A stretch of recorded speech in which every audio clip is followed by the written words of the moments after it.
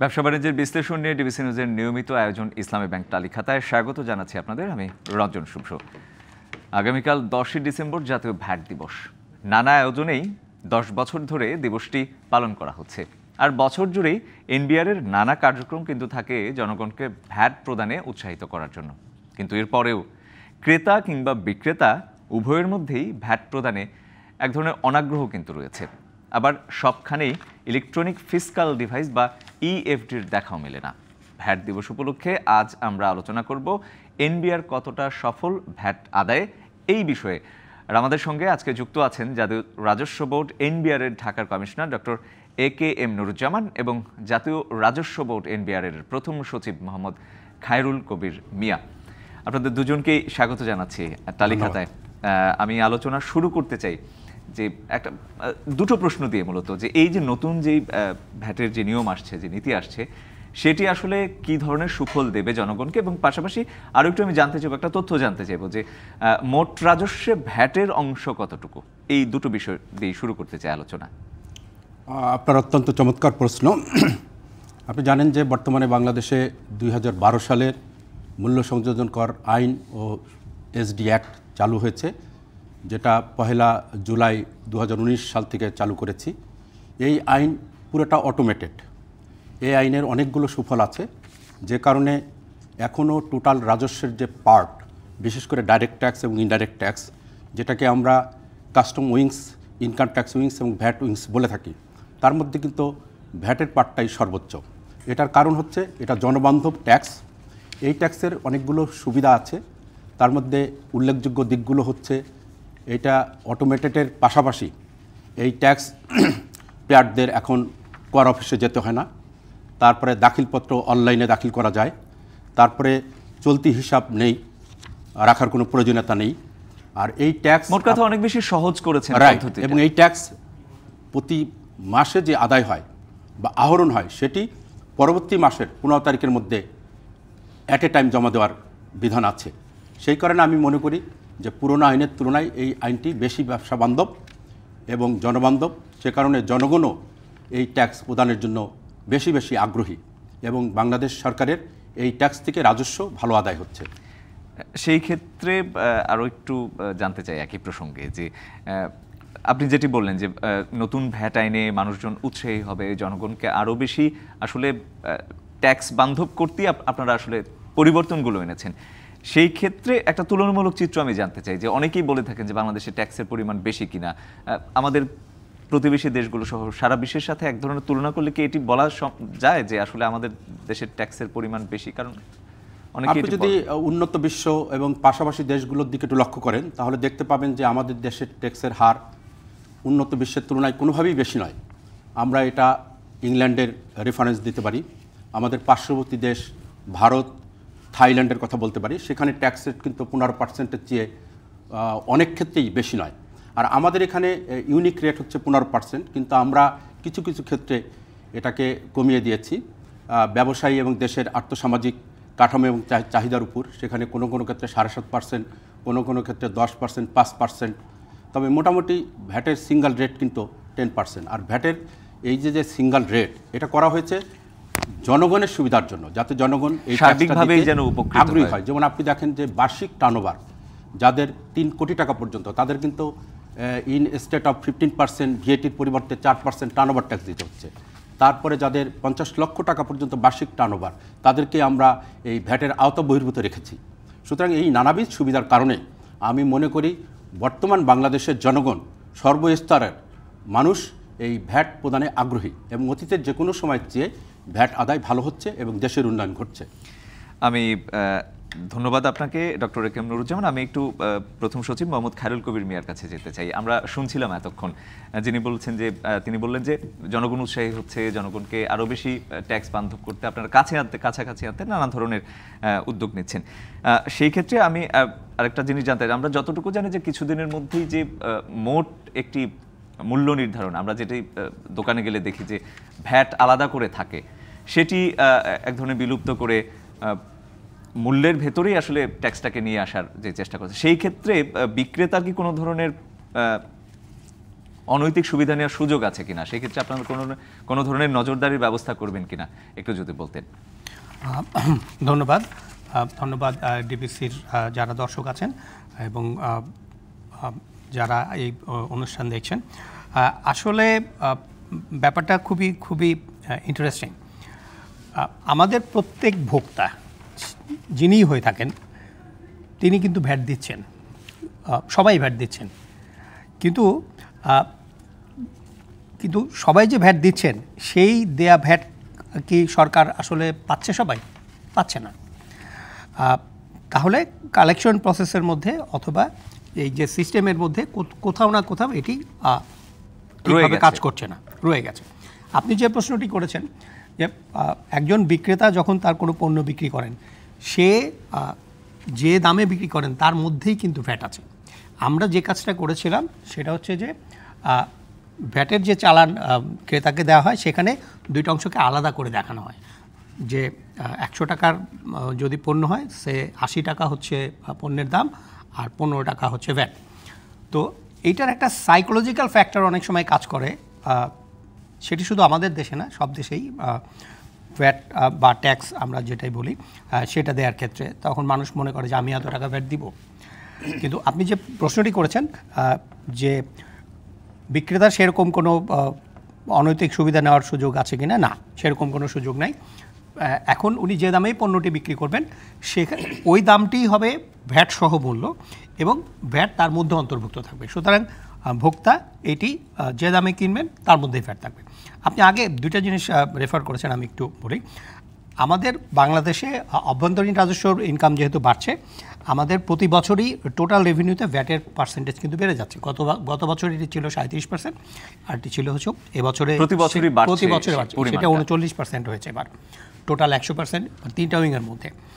আর আরেকটা জিনিস আমার মনে হয় আপনাদের মাধ্যমে আমি দর্শককে জানাতে চাই, সেটা হচ্ছে যে আমরা কিন্তু একটা এনকারেজিং ট্রেন্ড দেখছি যে নতুন ভ্যাট আইনের যখন আমরা অনলাইন করলাম প্রতি মাসেই আমরা দেখতে পাচ্ছি যে আমাদের কিন্তু অনলাইনে রিটার্ন বেড়ে যাচ্ছে।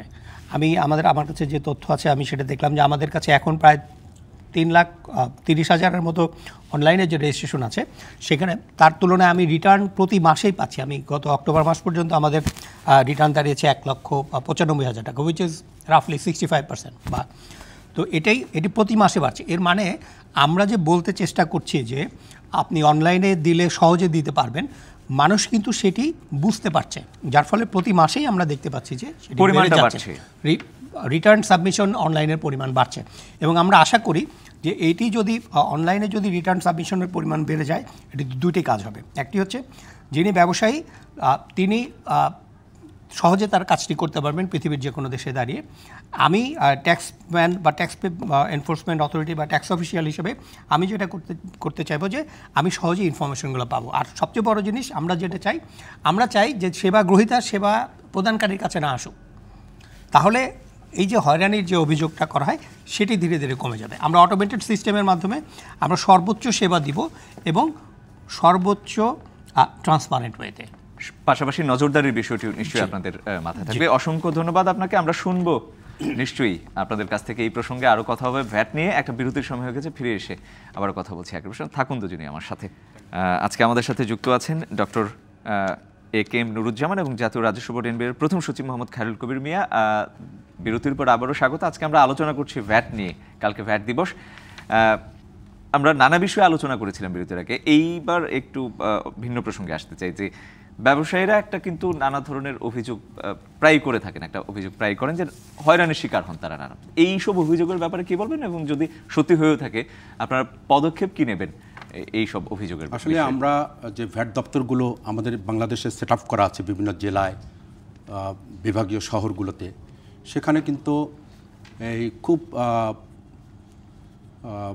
হ্যারাসমেন্টের সম্মুখীন হওয়ার খুব সম্ভাবনা নেই। তারপরও মিনিমাম ক্ষেত্রে এটা হ্যারাসমেন্ট হতেই পারে। আপনি জানেন যে দুষ্টের দমন শিষ্টের লালন, এই নীতির আওতায় বাংলাদেশের ভ্যাট বিভাগ কাজ করছে। আইন সকলের জন্যই সমান, অপরাধী যেই হোক না কেন তাকে আইনের আওতায় এনে শাস্তির ব্যবস্থা করা হয়।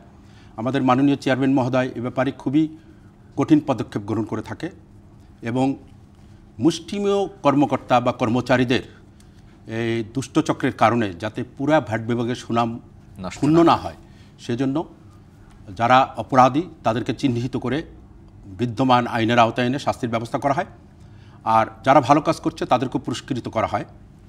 সুতরাং আপনি জানেন যে এই যে বাংলাদেশের যে পার্সপেক্টিভ, তাতে এই খুব বেশি অপরাধ করার সুযোগ নেই, কারণ অপরাধ করে কিন্তু পার পাওয়া খুব কঠিন। তাই আমি মনে করি বাংলাদেশের অতীতের যে কোনো সময়ের চেয়ে কর্মকর্তাদের মনোবল, ভ্যাট আদায়ের আগ্রহ এবং ভ্যাট কালেক্টরের আগ্রহ অনেক বেড়েছে। আমরা জানি যে ব্যবসায়ীরা ভ্যাট কালেক্ট করে, সেক্ষেত্রে বলা যায় যে সচেতনতাও নিশ্চয়ই বেড়েছে। এক্স্যাক্টলি, আমরা জানি যে ভ্যাট কালেক্ট করে ব্যবসায়ীরা on the behalf of VAT officials. আর আমি ভ্যাট কমিশনার হিসাবে আমিও কিন্তু সেবা গ্রহণকারী সত্তা হিসাবে ভ্যাট কালেক্ট করে থাকি এবং আমরা সবাই ভ্যাট কালেকশনের সাথে যুক্ত আছি। সুতরাং হ্যারাসমেন্টের এরিয়াটা কিন্তু আমাদের কাছে স্পষ্ট।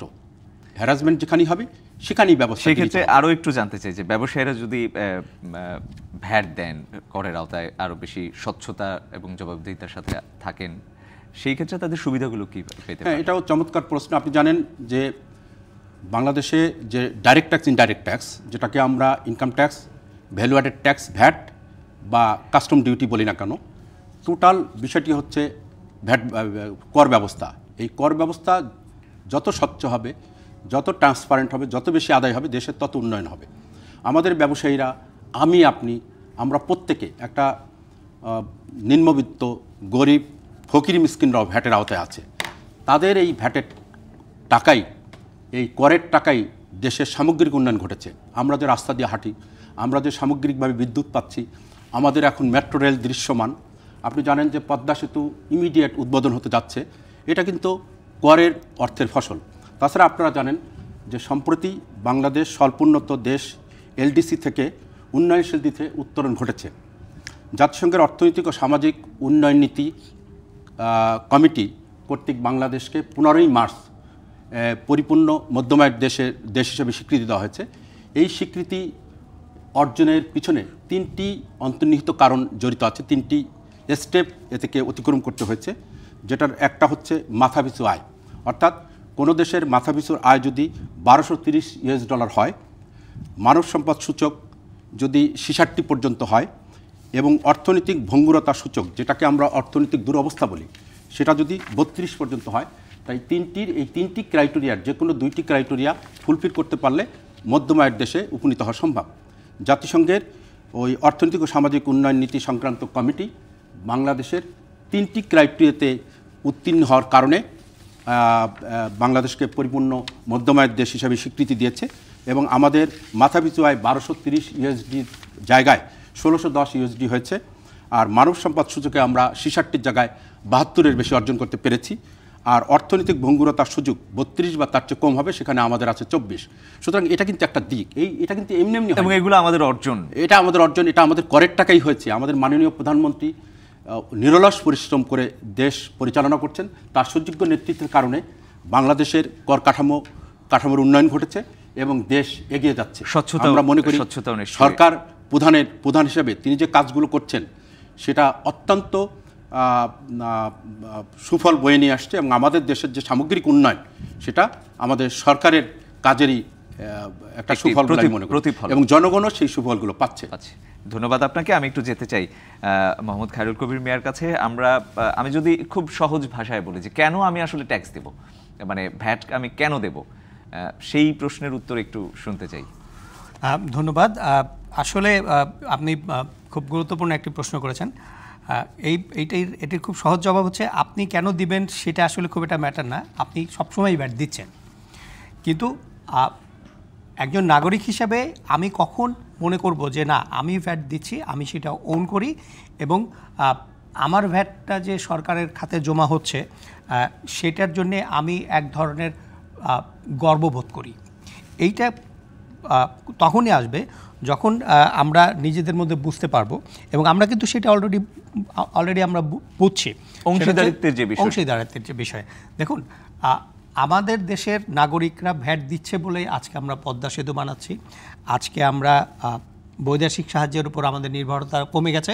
তারপরেও এই প্যান্ডেমিকের মধ্যেও আমাদের অর্থনীতি মানে লাইক মিরাকল যে আমরা যেখানে পৃথিবীর উন্নত দেশগুলো গ্রোথ নেগেটিভের দিকে গেছে, অনেক দেশের অর্থনীতি ক্ষতির মুখে, মাইনাসে গেছে, আমরা সেখানে এসেছি। সেকেন্ড কোশ্চেন হচ্ছে আমরা ক্রমাগত আমাদের জিডিপির এই গ্রোথ আছে বলেই আমরা 2026 সনে মিডল ইনকাম কান্ট্রিতে উন্নীত হওয়ার জন্য সব কিছু আমরা পেয়ে গেছি, এবং 2041-এর মধ্যে আমরা হচ্ছে উন্নত বিশ্বে পদার্পণ করব, সেই পথের আছে। এটি কিন্তু আছে শুধু আমার প্রত্যেকটা নাগরিক তার ভ্যাট দিচ্ছে বলে। এখন আমাদেরকে যেটি এনশিওর করতে হবে আমরা নাগরিক হিসাবে, যে আমি যেখানে যে লেভেলে যাই আমরা কিনছি, আমাকে নাগরিক হিসাবে এনশিওর করতে হবে যে আমার এই টাকাটা সরকারের খাতে যথাযথভাবে জমা হচ্ছে। এই জিনিসটা যখন আমরা নাগরিক থেকে করতে পারবো, নাগরিক লেভেল থেকে, দেখুন এনবিআরের ভ্যাট ব্যবস্থায় বা ভ্যাটের যে সমস্ত অফিসাররা কাজ করে, বা এত স্বল্প সংখ্যক জনবল দিয়ে আপনি প্রত্যেকটা লেভেলে গিয়ে এনফোর্স করে সুপারভাইজ করে এটা সম্ভব না। এটি শুধুমাত্র সাকসেসফুল হবে আমরা যেটাকে বলি পাবলিক অ্যাওয়ারনেস, অথবা আমরা যেটাকে বলি সেলফ পুলিশিং বা পাবলিক পুলিশিং, যে আমি আমার ভ্যাটটা দিয়েছি, আমি চালানটা নিলাম, আমি দেখলাম যে আমার টাকাটা জমা হয়েছে। এবং আরেকটা জিনিস যেটা মাথায় রাখতে হবে, আমরা এই উদ্বুদ্ধকরণের কাজটাই কিন্তু করে যাচ্ছি। আমরা প্রথমভাবেই যেটা করে যাচ্ছি যে আপনি আপনার ভ্যাট দিচ্ছেন, আপনি আপনার চালানটা নিয়ে নেন, আপনি ইএফডিতে চালান নিন, এবং ইএফডির চালানের উপর কিন্তু আপনি যে চালানটা নিচ্ছেন সেই চালানের নাম্বার নিয়ে কিন্তু লটারি হচ্ছে, সেই লটারিতে পুরস্কার পাচ্ছেন। তো এইভাবে উদ্বুদ্ধকরণের মাধ্যমে জনগণকে সম্পৃক্ত করার মাধ্যমে আমরা এই আমি ভ্যাট দিচ্ছি, আমি ভ্যাট দিয়ে আমার দেশের উন্নয়ন হচ্ছে, সেই উন্নয়নের আমি ভোগ করতে পারছি, আমি অংশীদার, সেই প্রাইডটা আমাদের সবার মধ্যে আসুক। এইটার জন্যই হচ্ছে আমরা ভ্যাট দেব, এবং এইটার জন্য আমরা সবাইকে উদ্বুদ্ধ করে যাব। অসংখ্য ধন্যবাদ। আমরা একদম অনুষ্ঠানের শেষ পর্যায়ে চলে এসেছি। আমাদেরকে আজকে টালিখাতের সময় দেওয়ার জন্য আপনাদের আবারও দুজনকেই ধন্যবাদ। আপনাকে ধন্যবাদ, ডিবিসি টিভিকেও ধন্যবাদ। জি ধন্যবাদ।